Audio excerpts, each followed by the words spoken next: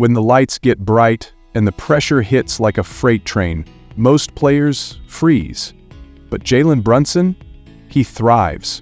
The 2024 and 25 NBA season was a proving ground, and Brunson turned it into his personal highlight reel, a symphony of step-backs, fearless drives, and ice-cold daggers that crushed the hopes of defenders and electrified crowds.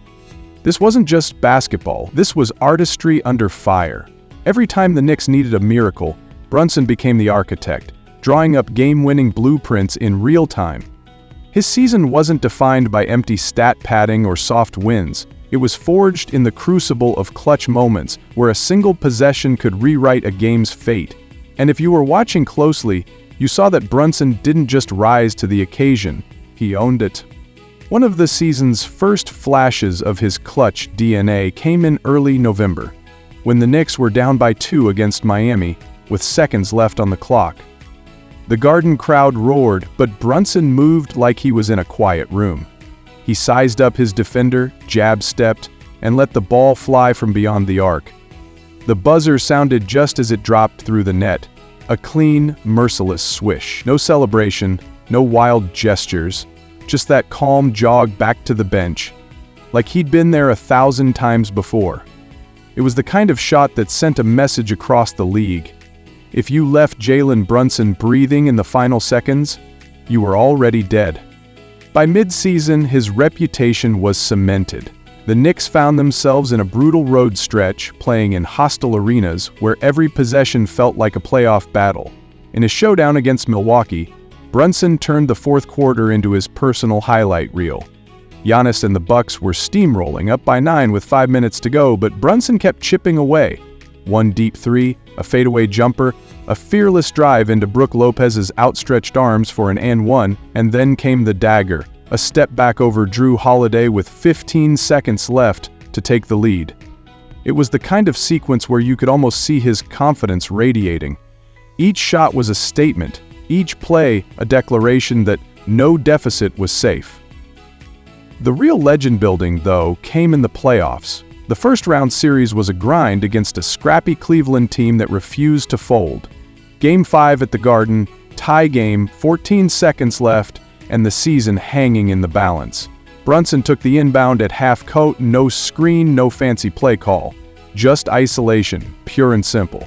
He dribbled down the clock, a metronome in sneakers, then drove left, stopped on a dime, and nailed a mid-range jumper over 2 defenders. The crowd exploded, but Brunson didn't even flinch.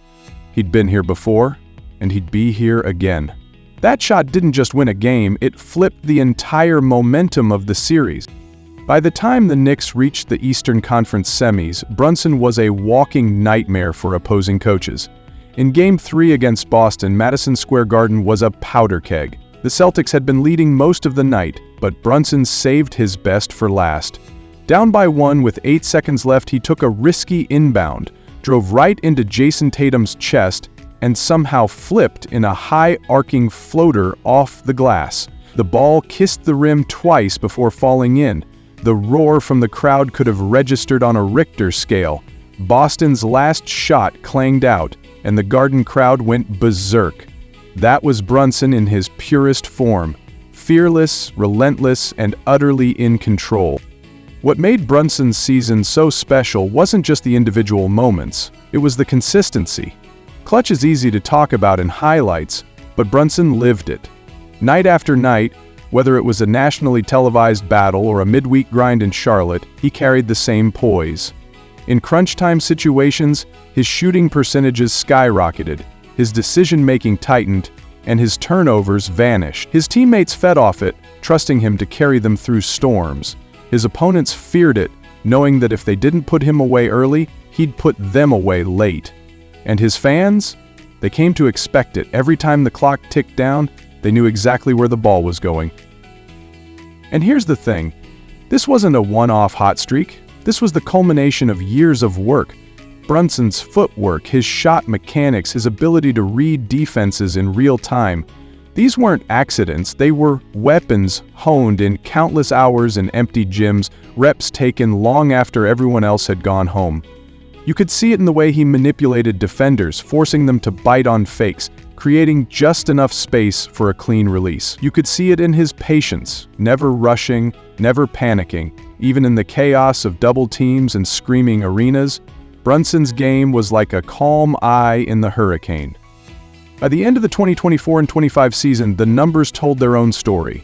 League-leading clutch points, ridiculous shooting splits in final minutes, and more game winners than some franchises see in half a decade.